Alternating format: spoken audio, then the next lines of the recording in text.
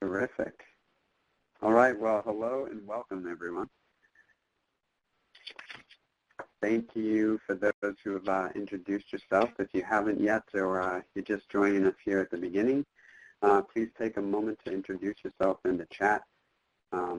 This chat will be open throughout the session, and feel free to have conversation in there while we present.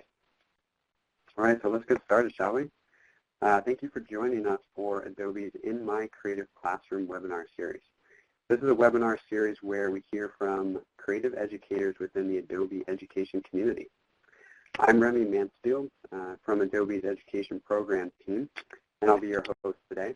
My co-pilot is Adobe Education Product Manager Matt Niedertz.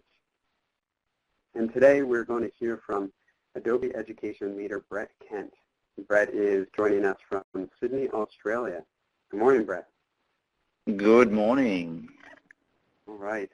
Well, before we get started, I do want to take a moment to introduce Brett and share a bit about his impressive background. I think we're in for a treat today.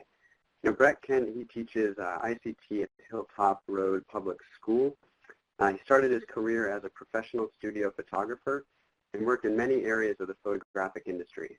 Brett continues to work with photography both with his students and on a personal level. He became a teacher in 2008 and has since become the ICT coordinator. Brett works with students mostly using Photoshop and Premiere to create projects that allow the students to problem solve in a creative and innovative manner. His students have worked on project-based learning tasks that deal with the concepts surrounding digital citizenship. They've created short films using Premiere based on criteria outlined for a film festival and augmented reality using Photoshop. Brett is teaching these high-end design and computer skills to students at a young age, so by the time they reach 11 or 12, they can create and problem solve with success using the best software in the industry. I think it's clear that we're lucky to have Brett with us this morning and excited to hear from him. Thank you very much. Yeah, before we start our conversation, just a few simple housekeeping rules. One is you'll notice we're broadcasting audio. We have two chat pods. One is a long one in the middle of the screen where you can chat and have discussion, and the other one is the bottom left-hand corner, questions for Brett. At the end of our conversation today in the presentation, we'll field a larger Q&A, but feel free to type in your questions throughout today's conversation. All right. Well, I guess with that said, Brett, I'd love to start off our conversation by asking you to tell us a little bit about your everyday. What does your classroom look like? What is the community that you teach in? Okay, my everyday at the moment is I'm a Year 6 teacher in Australia, so that means that my students are 11 and 12 at this point of the year. My average day is a pretty average teacher's day. I come in the mornings and I move right through the whole teaching them how to read and mathematics and everything. I'm not a specific ICT teacher any longer, but I then move my students from those ordinary, rudimentary, everyday classroom type things, and we move off into dedicated ICT spaces, and I then split my grade and my school up, and teachers send kids off to me to then start working on more specific IT type projects. And we move right through the entire Adobe suite usually, and work on project-based learning and I suppose bigger, longer tasks that can take them anywhere up to 3-4 months to complete. Thank you. Yeah, it sounds like you have quite a span of teaching environments with the students. I'm curious what type of Adobe software you use, particularly with the students and what they have access to.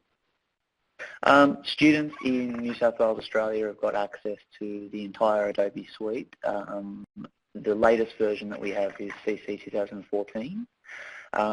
Because of the age of my students, with the oldest ones being 12, there are some apps that they can't access.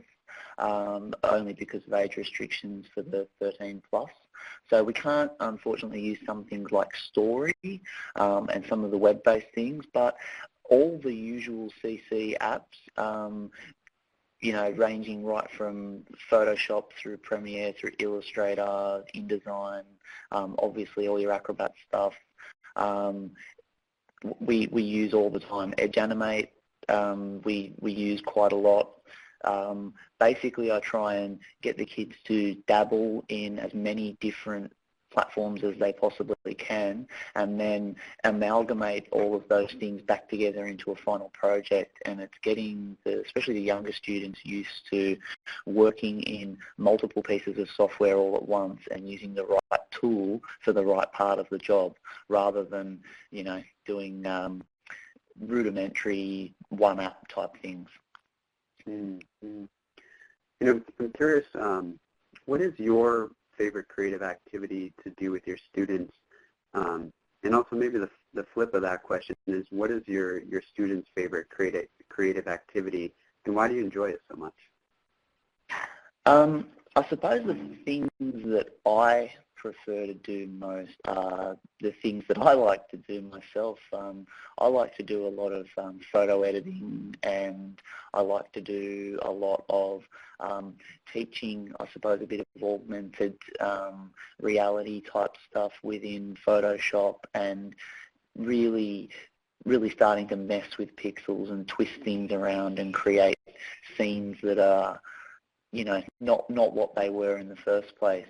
However, my students seem to really love the drawing aspects of doing Illustrator, and the success that they can get very quickly out of using those type of, I suppose it's a little bit of substitution. I think they like to take basic drawing skills that they already have, apply them into the digital world, and it probably gives them a nice clear stepping stone into starting to manipulate images. Mm-hmm. You know, it sounds like you're doing some really innovative projects with the students using Photoshop, Illustrator. I'm curious, how do you integrate this type of technology, this type of creativity within your curriculum, within a traditional curriculum? How does that work, and how do you do it well? Well, one of the really nice things about our curriculum is that even in our English curriculum, in our English syllabus, the word creativity is threaded throughout.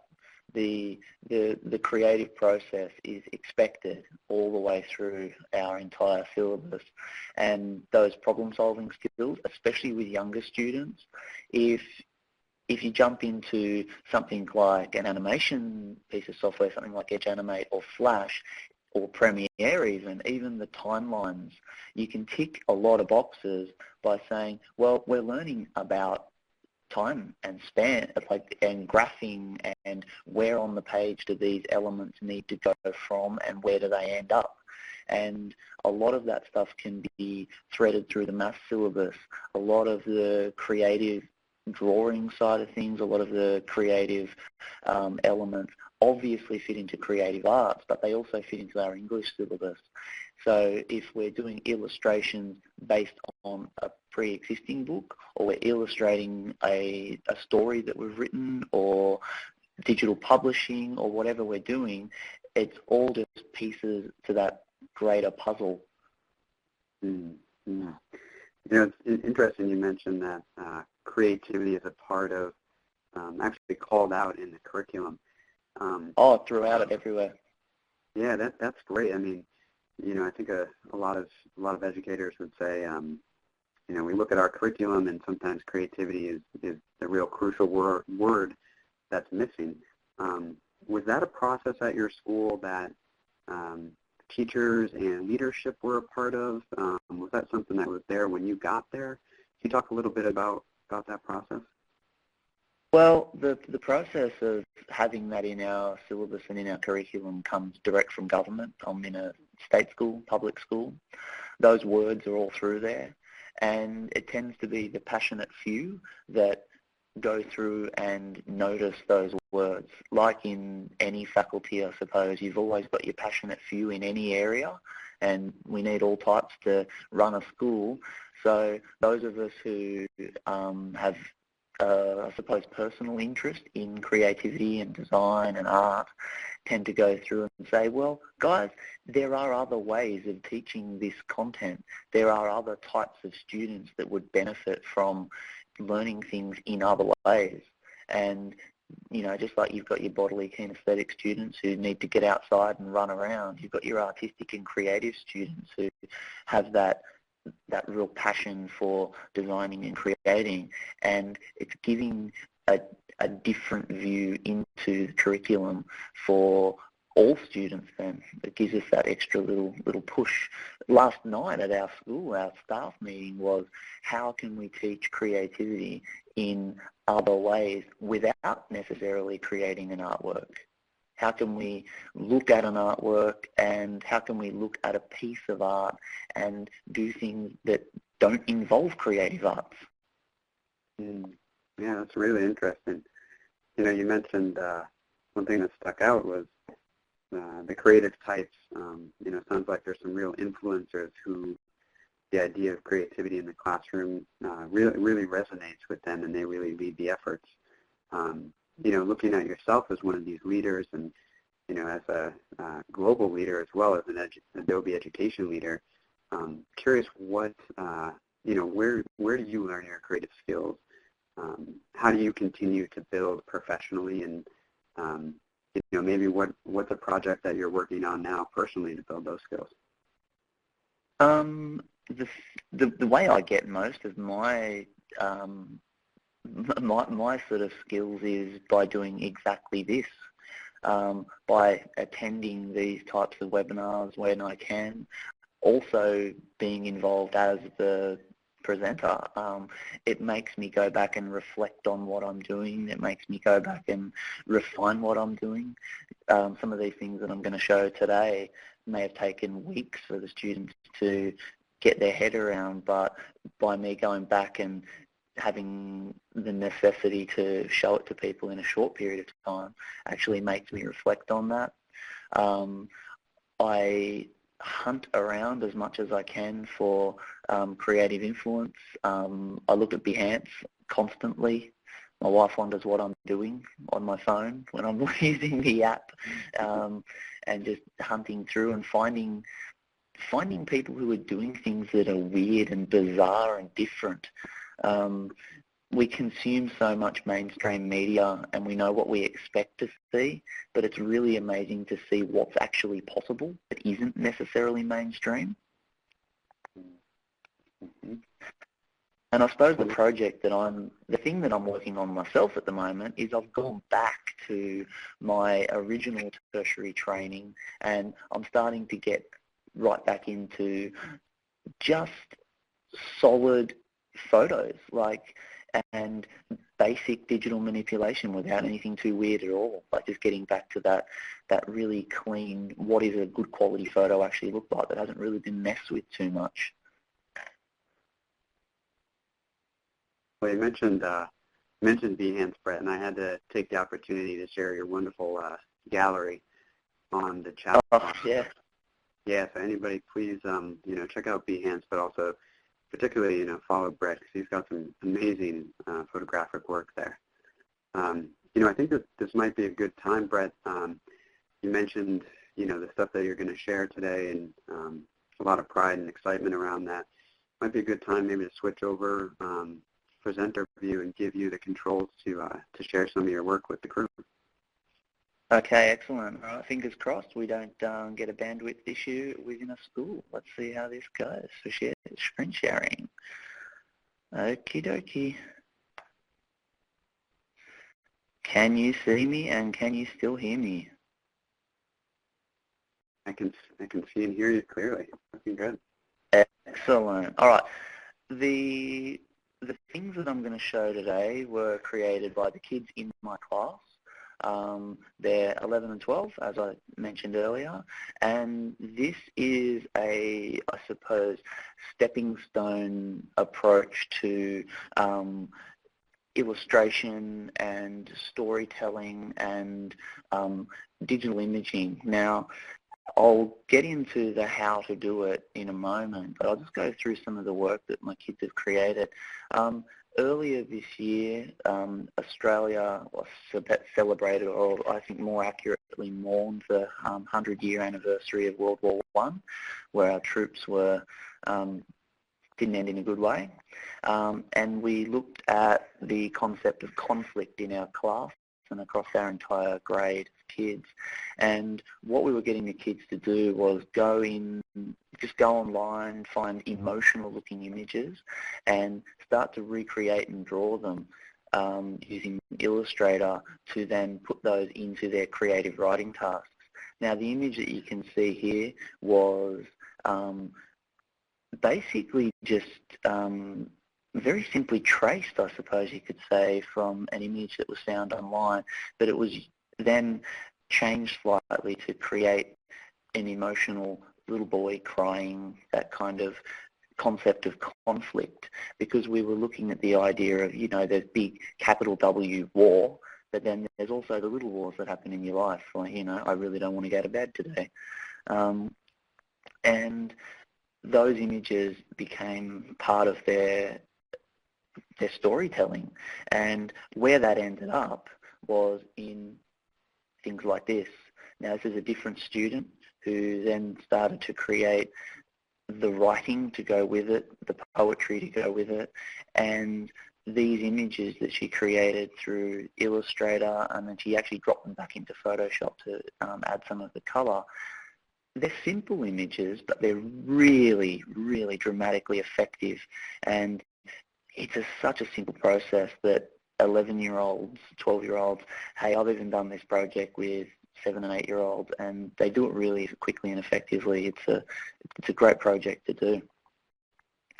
The next project that we've been working on, and we've been working on this for a long, long time, we've actually been working on the idea that our school houses, our school sporting teams and groups and things that each student in the school are affiliated with, they have a name and they have a song, but they don't actually have an image to go with them.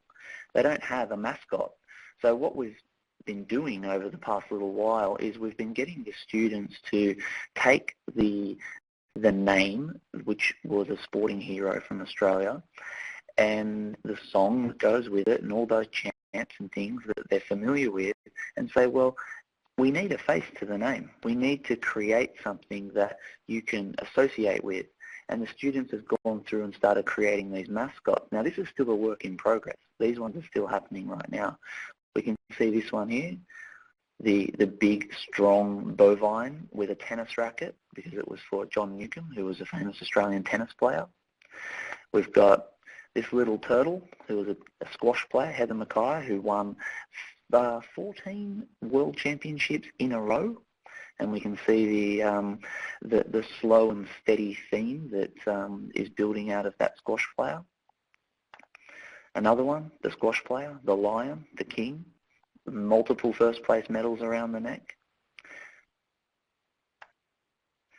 Cricket player, shrink that down a little. Coming in,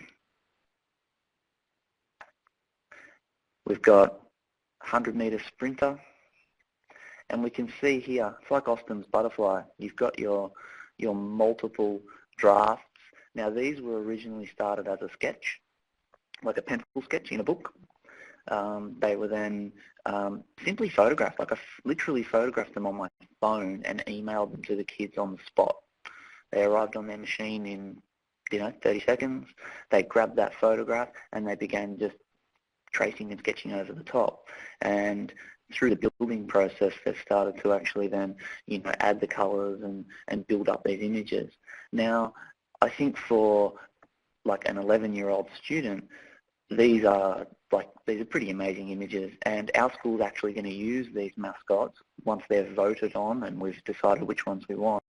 These images are then going to be used as the school mascots. They'll be put onto all the posters and banners and everything, and it's going to be a legacy for the students who are at my school right now, who have only got 3 weeks left before they move on to high school, but their pictures, if they're chosen, will be the legacy for our school, and they could be there for decades.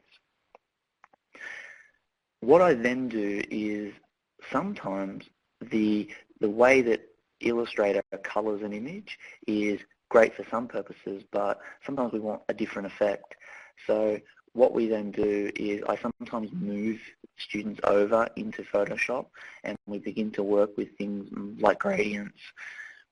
Sometimes my students like to work with the paint tools within Photoshop more so than they like to work in Illustrator.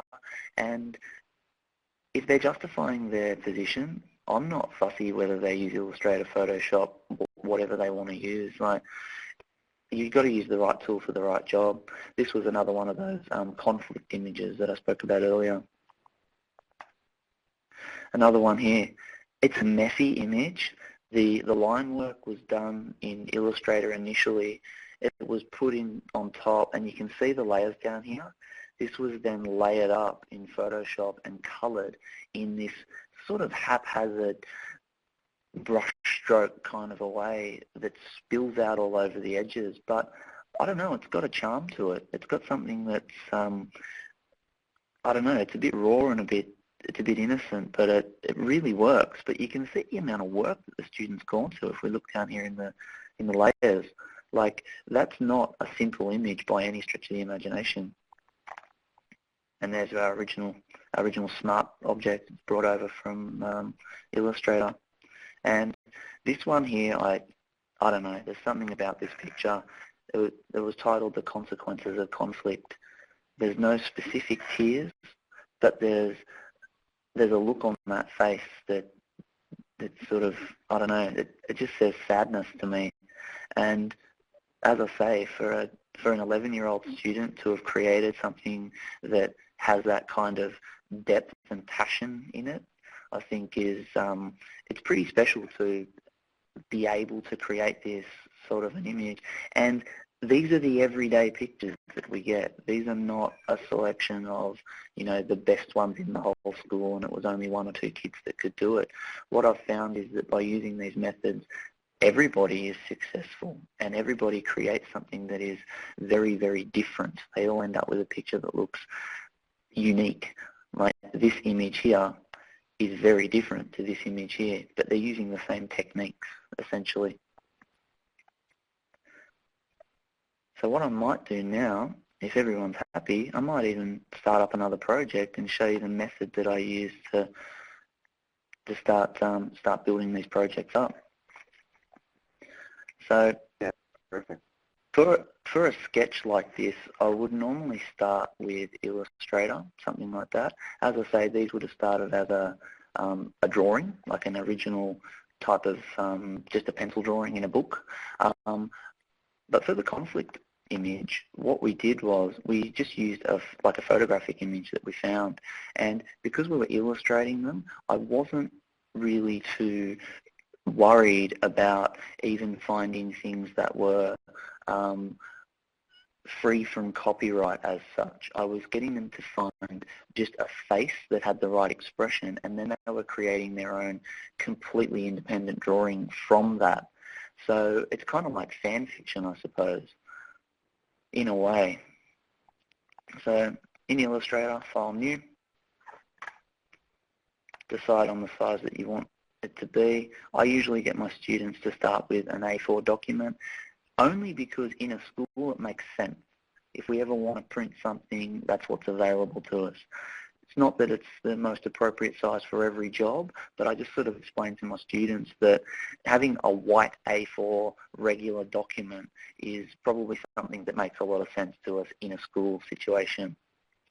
And we get our A4 document. Now, one of those things that I then get them to do is we start with something in the background. We usually start with an image of some description.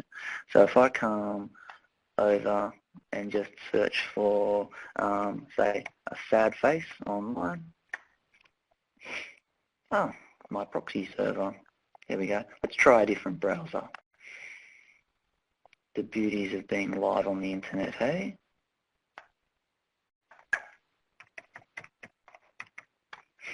And why aren't you letting me happen? Ah ha ha ha, I know why. Sorry everybody, this will take 2 clicks of the mouse.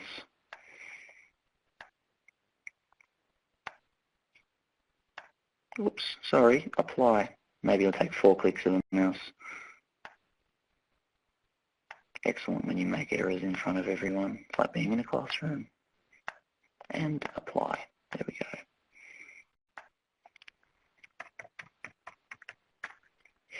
Here we go. Go to images.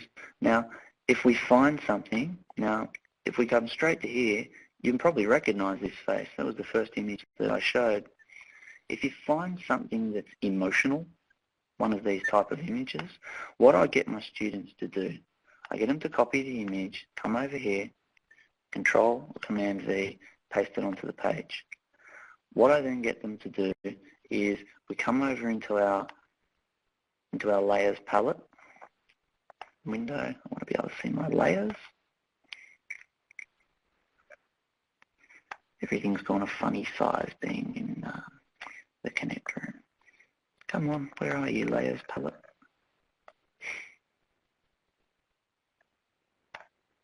I should be able to see my layers. Where are they?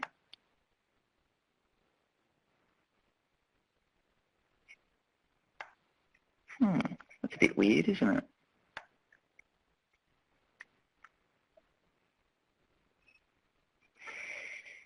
Maybe if I grow it.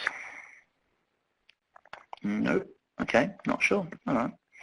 Normally I get them to put a new layer on top, but for the purposes of this, let's not worry about it too much. What I then do, I get them to use paintbrush tool. I find that introduction to the pen tool is a little bit tricky at first, so to get them working quickly and effectively straight from the word go, I go straight to the paintbrush tool. I don't want it to have any fill, but I do want it to have a black outline. I usually get them to choose something reasonably small to start with. And then all we do is we start going over these images. And I leave most of the brush settings pretty standard. We don't go into too much real custom settings or anything like that. And we start to move over the image just in a really, really simple way. Doesn't matter if we overshoot the lines. Doesn't matter if we make a mess of it. We just start going over and doing it. And in actual fact, I start to talk to the concept of copyright and saying that, you know what, the more different you make this and the more it doesn't fit with the original image, the better it is, because these types of things are important. And it's not your image. You're only using it as an idea. You're using it as a concept. So we need to actually start working with that just as a concept. Now, that image there, if I'd traced over the entire thing, is no longer needed. But what I get my students to then do is we then start to work with a second artboard. Now, I really need to be able to see my windows. Come on, where are you? Why can't I see my windows? Let's go to my workspace. Come on.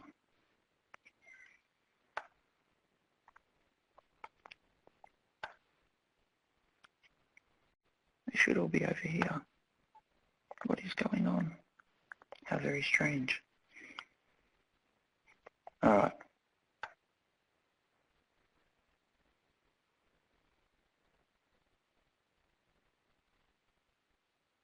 I want to be able to see my artboards. Where are you? Something very funny has gone on with the sizing of my screen. I think it's due to the fact that we're screen sharing. But what I do is making sure I can see my artboards, making sure I can see my layers. I just create a new artboard and simply drag that background image over onto the second artboard, and it leaves behind the line work that's happened. What I then do with my kids is I get them to use the direct selection tool. We do Command+, we come in really close, I get them to click on the individual lines, and I get them to work with the anchor points and the handles to start really refining the way their image looks without the background image on there, because then that encourages that image to become independent of it, it encourages it to look different, and it gives the students a little bit more of a feel into that manipulation side of working with the image. Now, rather than go through and spend all the time that it would take to do that, I'm going to really quickly grab the paint and I'm going to close this off, make it a bit smaller. Command minus. I don't want that line, delete. I'm just going to close this off really, really, really quickly and carefully. Now, what I need to make sure of, and I make sure with all my students, hold on a second, I hope you guys can all still hear me. I'm needing 2 hands to do this. I've got my phone down. Make sure all of these lines are actually closed. Now, it's for a very, very good reason. What I then get my students to do, sometimes that line drawing is enough. Sometimes that's all we want. I then teach them to start colouring in one of 2 ways. The simplest way is to use the direct selection tool, highlight the entire thing, object, live paint, make, okay. Then I come over to my live paint bucket, choose a foreground colour, let's choose something like that, come in here and start painting. That's the first thing and the simplest method that I would use to start colouring images. It's sometimes effective, sometimes it's not the most appropriate thing. Control Z, I'm going to come back out of it. The other way that I teach them to colour, which is I suppose the next step, and what I do is I get my students to highlight the whole thing, object, we group all those layers, all those lines, all those paths. We then start to say, well, I probably want a copy of that just in case that something goes wrong. So I Command C, Command V. I'll put my copy over there just in case. I'm then going to highlight the whole thing. I'm going to go Object. Sorry, before I do that, what I like to do, so I've missed one step, I like to actually choose some choose some differences with these parts. I like to actually increase the stroke possibly. I like to go into some of the other shapes of lines, that kind of thing, to give the drawing a bit of voice and a bit of effect. After I've done that, we then go Object, Expand. Okay. What that does is it makes every path, rather than every path being a line, it's now a shape. Now, what that gives us the opportunity to do, oh, they haven't happened. Let me come back out. Object, Expand. Okay, right. These are now, and plus, these are now shapes, and you can see that rather than having a path through the center, they've now got lines around the outside. What that gives the students the opportunity to do is further manipulate those paths and lines, and we can click on the anchor point on the end, and we can start to move that shape's appearance around to create different little effects. Command 0. What I then do is, from that, we can then say, well, okay, this is now a shape. And because it's a shape, and every single one of these is not actually a line, it's actually a big curved rectangle, we can say, well, let's put a big section of colour in behind it. So we go, nice big rectangle, change it to a color that is bright and obvious. Right-click on it, arrange, send to back.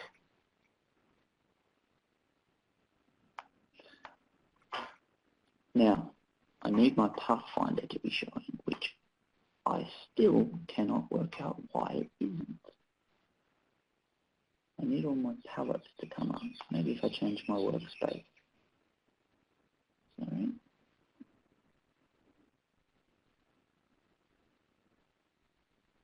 Let's go to topography, possibly. Because that's all the Photoshop stuff we can see in the background. It's not the layers that I actually want. How unfortunate. What we do though, we select our background, we select all of this, and we can select it all in one go because we said object group and we also expanded it. It's all one object. What I then do is I go into my Pathfinder. Is there, how convenient. And what I want to do is I want to actually go into my Pathfinder and I select merge. What that does is it merges the background shape with the foreground shape. But because I can then select just the background and delete, what that's done is it's allowed all the background image to go and leave behind what was caught inside. The beauty of that is that I can then go around and I can say, well, oh, that's pretty cool. I want the eye in the center. Oh, I need to select it, object, ungroup, so they're all separate again. Select the eye in the center. I can double click there and I can change the tone. I can completely change the color just by clicking on every single section and start moving around this image and changing things a little bit as they go. The beauty of that is that I can then come back into some of these other tools like my paintbrush tool and I can actually start to create highlights along the edges and shadows along the other side with a big, thick, wide brush and give depth to an image in, I suppose, more of a traditional painting sort of a sense. I can actually then say, well, all right, what color did we have over here? Well, I had that blue, so I've used my eyedropper tool. I've selected that blue, double click. I say, well, I want to create a shadow, so I just come down about halfway, go, right, a darker blue, and I'll say, well, I want a shadow all along this edge over here. I then select that path on its own. I can increase its stroke. And the other thing that I can do is I can then send that behind the path. Arrange, and I can say send backward. And when I send it backward enough, it's going to go in behind that black path. So we still end up with that black path on top. But we end up with the highlight and the shadow detail in between the background color, the background density, and the foreground color, the foreground density, being being that path and that outline, because it's a shape.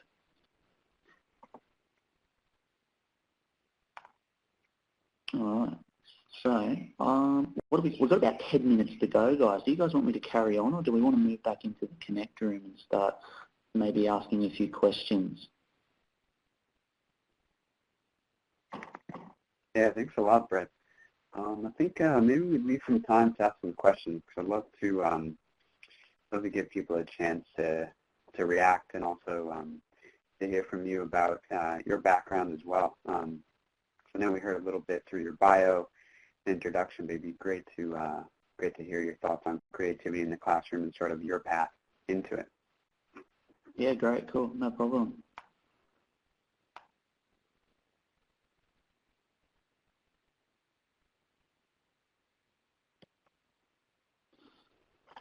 Great. Yeah, now those I was just going to say, those techniques that I was showing there, they're very simple. They're very, very easy, basic techniques. But for young students to get something effective and quickly, they really, really work. And I've had this philosophy on teaching for some time that when someone's touching something for the first time, a first-time user is a first-time user irrelevant of age. So some of those really simple techniques are probably a really great idea for any student. Mm-hmm. Yeah, I couldn't agree more. I think, for myself, I call myself a novice user of Photoshop. I sort of know my safe paths, but, I think this definitely spans multiple age groups and abilities for sure. Right. I just want to make a call to everyone who's tuned in to us right now. If you'd like to ask a question, please do use the chat pod we have open in the bottom left-hand corner, questions for Brett. I think while we give people a chance to kind of collect some thoughts or questions, Brett, we didn't get to hear too much about your journey as a creative educator, but I'd love to hear kind of how you started as a photographer and what drove you into the classroom and what keeps you there. Okay. I gained a passion for photography when I was at high school, doing it as an elective subject, decided that that would be a career that I'd like to move into. So I moved into tertiary education and got all my qualifications as a commercial photographer. Quickly moved into the studio and into all different areas of photography, spanning from the soul-destroying stuff like weddings and photographic retail right through to modelling portfolios and studio shoots and glassware and jewellery and all that sort of stuff. And I don't know, it just got to this point one day where it really became hard work, to be honest. And I started resenting what I was doing, and I thought, well, no, I love this stuff, and I don't want that to be what the way I feel about it. So I was standing in the studio one day and I said, you know what, I'm going to enroll in uni and I'm going to go and start teaching. And a couple of the photographers I was working with thought I was joking. And I was quite serious, and I moved into the classroom, and I then got asked by the principal of the school. She said, oh, you seem to know a lot of IT stuff. Would you mind teaching some classes? And I thought, well, how on earth did I learn how to work with computer technology? And the way I learnt to do it was with Photoshop. Through my photographic experience, I learned about file formats and pixels and, moving between pieces of software, essentially by working with Photoshop and Illustrator. And I thought, well, that's the way I learnt, so that's the way I started teaching the kids, and it was very well received. And I suppose one thing led to another, and here we are. I think the thing that keeps me teaching is I have this, I suppose, thought, and I mentioned it before, that like younger students can do stuff, like, to put it in the most crude way possible. They really can create things that are amazing, and I've had 7- and 8-year-olds that have created things that are industry standard. Now, if we can show students at an early age what's possible and what the industry standard is now, by the time they're actually out there in the industry, look out, here they come. Because they're coming and they can do stuff, and we just got to give them the opportunity to show us what they can do. I couldn't agree with you more there. Well, thank you, Brett.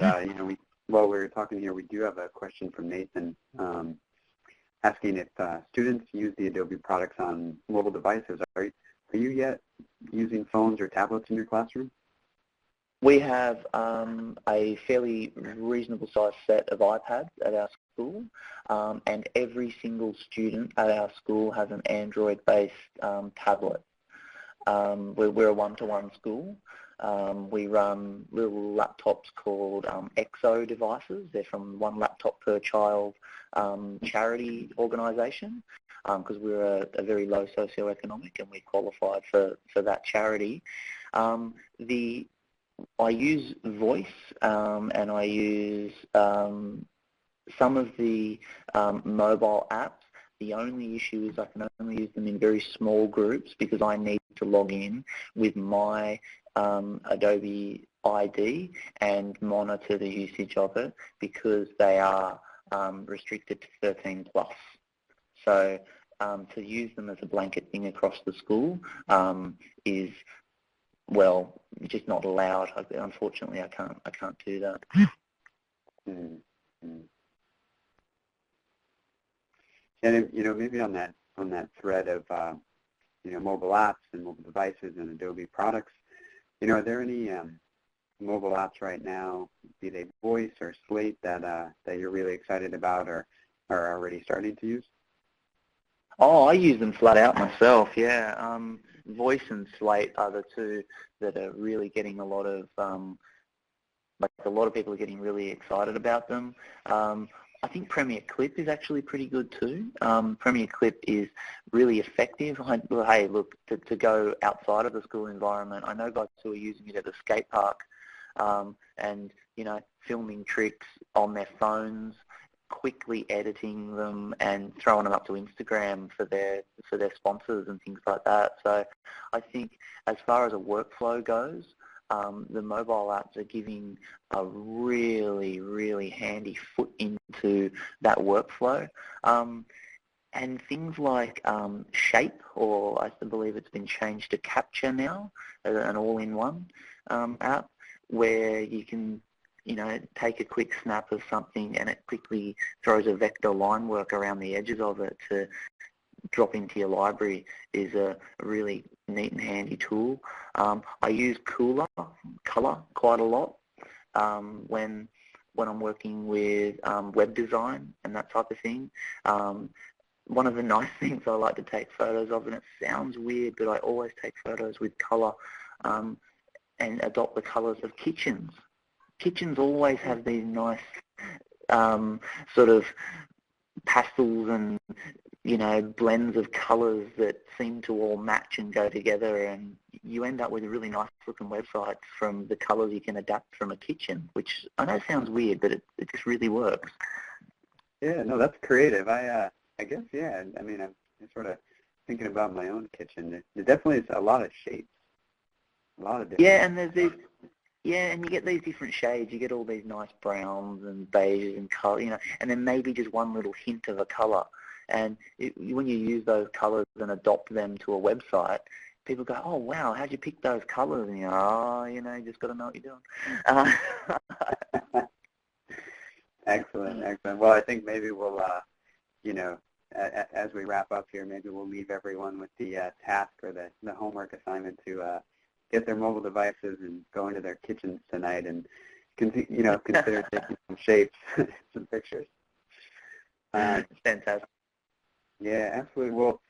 Well, hey, Brett, I got to say a big thank you to you, the Adobe Education Leader, for joining us today for Adobe's In My Creative Classroom webinar series. Always a pleasure to talk to you, but even better to be able to share a great conversation with others in the community. So thank you very much for participating. Thank you so much for having me. It's as I say, it's something I really enjoy doing, and I think for any educator, it's a beneficial thing to have to sit back, reflect on what you've done recently, and reiterate it in a short period of time. I think it helps all of us. Absolutely, absolutely. Well, I got to say thank you to everyone who joined us today. I'll just remind everyone that we'd love to hear your feedback, so we've opened up a couple polls here at the end. Also, stay in touch.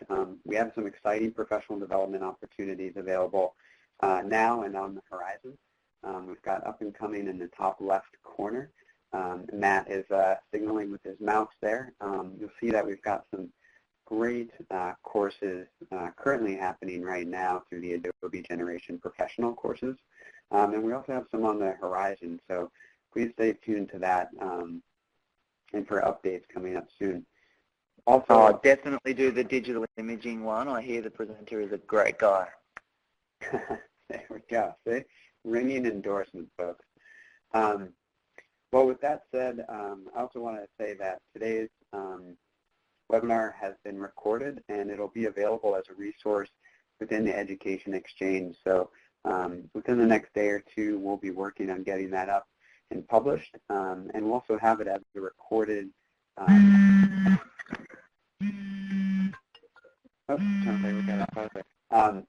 Oh, that's my phone. Yeah. Well, great. Well, join me in thanking Brett Kent here for starting his morning in Sydney, Australia with us. Always a pleasure, Brett. Thank you. Thank you so much, guys. Cheers. Thanks very much. All right. With that, talk to you all later. Bye. See you guys.